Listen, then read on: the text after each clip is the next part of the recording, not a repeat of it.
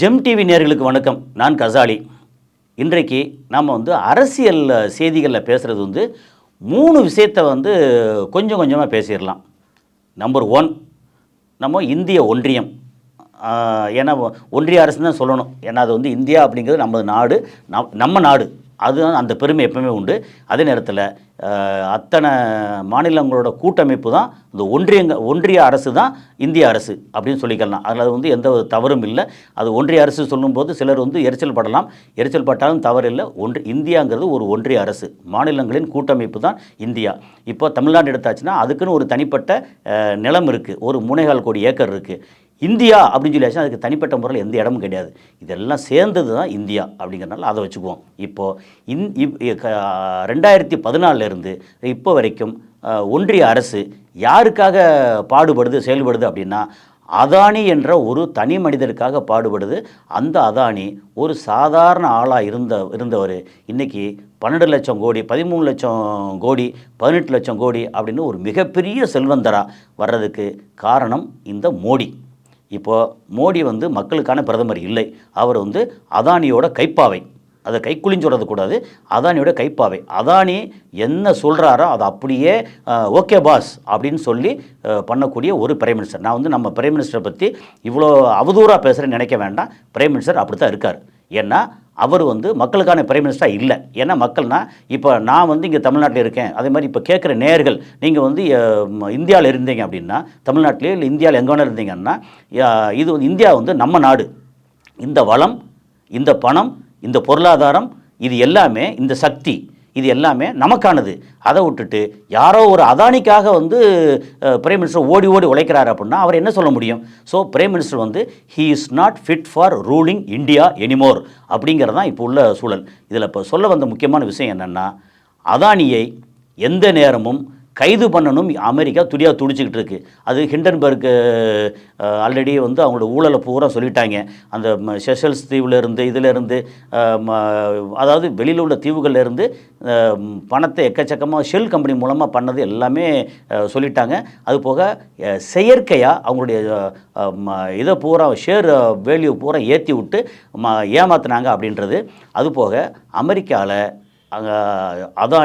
அதானியோட nephew அப்புறம் அதானியோட அண்ணன் இங்கே ஷெல் கம்பெனியில் அப்படின்னா அந்த குடும்பம், அந்த கூட்டம் என்ன பண்ணாங்க, அமெரிக்காவில் பெரிய அளவுக்கு பணத்தை திரட்டினாங்க. அது என்ன சொல்கிறாங்கன்னா 1.7 பில்லியன் அப்படின்னு சொல்கிறாங்க. அது பில்லியனாக அந்த தரவு இன்னும் கரெக்டாக கிடைக்கல, பட் டீட்டெயில் இருக்குது.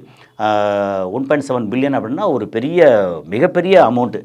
ஒரு 13,000 கோடி 15,000 கோடி அந்த ரேஞ்சுக்கு அமெரிக்காவிலேருந்து பணத்தை திரட்டி அந்த பணத்தை என்ன பண்ணியிருக்காங்கன்னா லஞ்சம் கொடுக்கறதுக்காக பயன்படுத்தியிருக்காங்கன்னா அதை ஊர்ஜிதப்படுத்திட்டாங்க. அது ஆவணங்கள் மூலமாகவே ஊர்ஜிதப்படுத்திட்டாங்க. அப்போது எங்கள் நாட்டு பணத்தை எங்கள் நாட்டு மக்களோட பணத்தை நீங்கள் வாங்கி உங்கள் நாட்டிலேயோ வெளியிலேயோ லஞ்சம் கொடுக்கறதுக்கு பயன்படுத்துவீங்களா? ஏன்னா அமெரிக்காவில் என்ன வேணாலும் பண்ணலாம். லஞ்சம், ஊழல் அப்படிங்கிறது அமெரிக்காவில் மிக பெரும் குற்றம், கிரைம். இந்தியாவில் அதை அந்த கிரைமை பிஜேபி வந்ததுக்கப்புறம் அதை அவங்க சட்டபூர்வமாக்கிட்டாங்க. ஏன்னா நாங்கள் இதெல்லாம் இப்படி தான் பண்ணுறோம், பிரைம் மினிஸ்டர் ஃபண்டு அப்படின்னு சொல்லியாச்சுன்னா அதை இதில் ஆடிட்டு கிடையாது, ஒன்றும் கிடையாது, எங்கே பயன்படுத்தணும் அப்படின்னு சொல்ல வேண்டியதில்லை. எல்லோரும் அவங்களுக்கு கொடுப்பாங்க. 11,000 கோடி அந்த லாக்டவுன் பீரியடில் எக்கச்சக்கமாக வந்துச்சு. கொரோனா ரிலீஃபுக்காக அப்படின்னு கேட்டாங்க. பிரைம் மினிஸ்டர் குரல் கொடுத்தாரு, எல்லாம் அள்ளி கொடுத்தாங்க அல்லது கொடுக்க வச்சாங்க. அதுக்கப்புறம் அந்த பணம் எங்கே போச்சு, யாருக்காக செலவு பண்ண அப்படின்னா நோ பிம்பிளிக்கு பிளாக்கி அப்படின்னு சொல்கிற அளவுக்கு இந்த பிரைம் மினிஸ்டர் அப்புறம் அந்த கூட்டம் அவ்வளோ கேவலமாக நடந்துக்கிட்டாங்க. ஏன்னா இந்த ஒவ்வொரு பணமும் இந்திய மக்களோட வியர்வை துளி. ஒவ்வொரு மனிதனும் இங்கே பாடாப்பட்டுக்கிட்டு இருக்காங்க. அவங்க ரொம்ப சுகமாக நம்ம பணத்தை பூரா அள்ளிட்டு போகிறாங்களா? அதுக்கு பெரிய ஆப்பு அமெரிக்கா ஏற்கனவே சொல்லி பார்த்தாங்க. 2022, 23, 24 இதெல்லாம் சம்மன் கொடுத்து பார்த்தாங்க. இந்திய அரசு, இந்தியா தான் ஒன்றிய அரசு, நம்ம இந்திய ஒன்றிய அரசு அதானிக்கு சம்மனை போய் சேர்க்கவே இல்லை. கேட்டால் இங்கே வரும்போது நோனோ இதில் கையெழுத்து போடலை, இதில் கமா மிஸ்டேக்காக இருக்குது, இதில் பேர் மிஸ்டேக்காக இருக்குது, அவங்க கொடுக்க முடியாதுன்னு திருப்பி திருப்பி அனுப்பிச்சிட்டு இருந்தாங்க. கடைசியில் என்னாச்சு, அங்கே அதானியோட வழக்கறிஞர் அங்கே அமெரிக்காவில் இப்போ எதிர்த்து வழக்காடுறதுக்கு வச்சுருப்பாங்க இல்லையா, அந்த வழக்கறிஞர்கிட்ட கொடுத்து நீ போய் சர்வ் பண்ணிடு அப்படின்னு சொன்ன உடனே அந்த வழக்கறிஞருக்கு வேறு வழி இல்லை. ஏன்னா அமெரிக்காவுக்கு எதிராக அங்கே செயல்பட முடியாது அப்படிங்கிற ஒரு சூழலில் இங்கே கைக்கு வந்து சேர்ந்துருக்கு. ஆனாலும் அது இன்னும் கரெக்டாக சர்வ் பண்ணி அதானியை வந்து அரெஸ்ட் பண்ணுற அளவுக்கு இன்னும் இந்திய ஒன்றிய அரசு முடிவெடுக்கலை. ஆனால் இந்திய ஒன்றிய அரசுக்கு இப்படி ஒரு பக்கம் அமெரிக்காவில் நெருக்கடி வந்த உடனே இன்னொரு பக்கம் சைனாலேருந்து நெருக்கடி.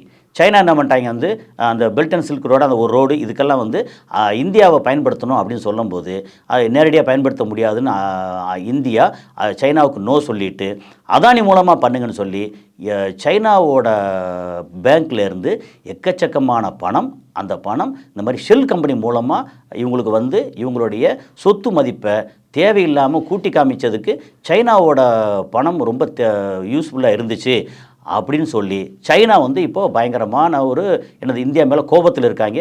எங்கள் பணத்தை நீங்கள் இப்படி கையாடல் பண்ணுவீங்களா, ஒரு அதானின்னு ஒருத்தருக்காக கையாடல் பண்ணுவீங்களா அப்படின்னு சொல்லி அவர் ஒரு பிரச்சனை ஓடிக்கிட்டு இருக்கு.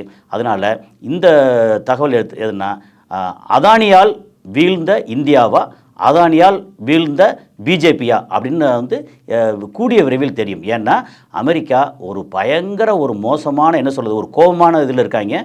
அதுக்கு சைனா எங்களை வந்து இந்த மாதிரி ஏமாத்துறேன்னு சைனா வந்து இந்தியா மேலே கோபத்தில் இருக்குது. இப்படி ஒரு இப்பேற்பட்ட ஒரு சூழல் நடந்துக்கிட்டு இருக்குது. இது வந்து ஒன்றிய அரசுக்கான அரசியலில் ஒரு முக்கியமான செய்தி.